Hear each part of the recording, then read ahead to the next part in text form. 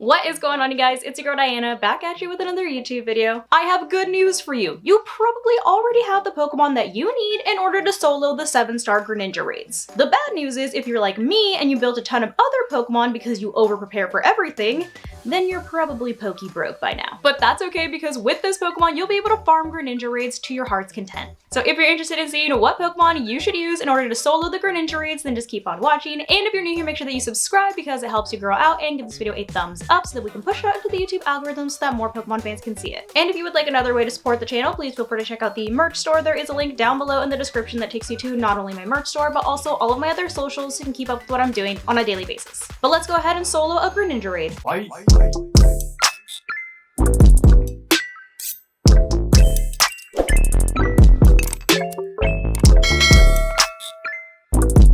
So I'm just gonna start off by warning you guys that Greninja is actually super annoying. Its moveset is Gunk Shot, Hydro Pump, Ice Beam, and Night Slash. But the most annoying thing about Greninja during these raids is that it constantly uses Double Team to raise its evasiveness throughout the entire raid, which means you're gonna be missing a lot. Greninja has a Poison Terra type during these raids, which means ideally, Psychic type attacks would be best to go up against it. However, to answer to that, Greninja has Night Slash, which means it's going to be able to hit Psychic types hard. Some people even thought about bringing Ground Terra type Clodsires, and for that, Greninja has Ice Beam. I'm not gonna lie, when I was raiding with viewers last night, I saw many a Clodsires meet their fate. It was still pretty useful though, I'll give it that. But don't worry, because the Pokemon that everyone kind of unanimously decided is best to go up against the Greninja raids, you probably already have because of the Cinderace Raids. And that would be none other than Slowbro. And I'm talking about like the exact same build that everyone used for the Cinderace Raid. So let me just quickly go over it just to refresh everyone's memory, or in case you missed my Cinderace videos where you saw the Slowbro build, which definitely check it out because I go more in depth about it there.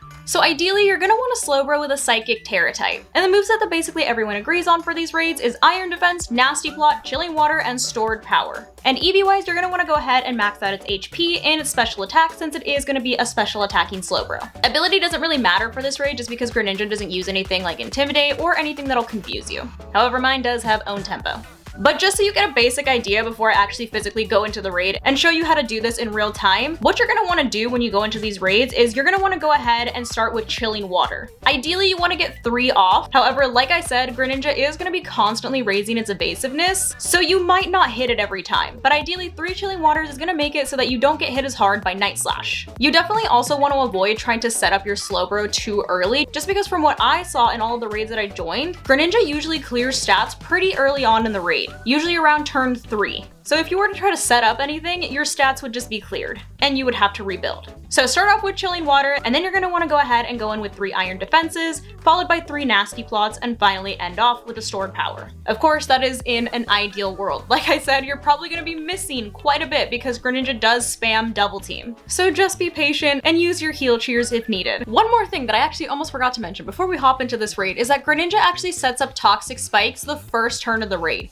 which means if you faint in the raid, when you come back into the raid, you will be poisoned. So just something to keep in mind. But now that you have the rundown of everything and how to set up Slowbro so that you can solo these raids, let's go ahead and do it. All right, now officially in the raid, there goes Greninja with the Toxic Spikes, and I'm sure it's going to set up a Double Team right after that. There it goes. So it's already raised its evasiveness once.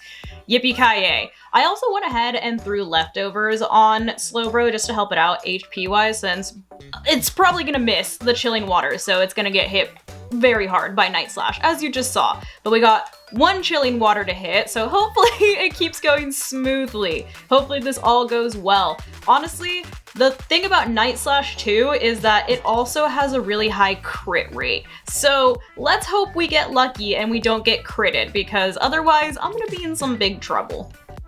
Oh, okay, it avoided the second Chilling Water, so I'm gonna have to go for another. But the first one hit, so Night Slash already did a little less damage than the first time it hit me. Oof, there it goes again. At least we have leftovers to help us out. Okay, it looks like the second Chilling Water did hit, so I just need 1 more before I can actually start setting up. Okay, so Greninja just nullified all the stats. That was basically like turn 3. So like I said, it clears stats really early on, so just beware. There goes the Hydro Pump. Hydro Pump I'm not too concerned about, it's just the Night Slash. Okay, it avoided my other Chilling Water, so We're gonna go for one more. Hopefully it hits this time. Let's see. Getting hit by another Hydro Pump.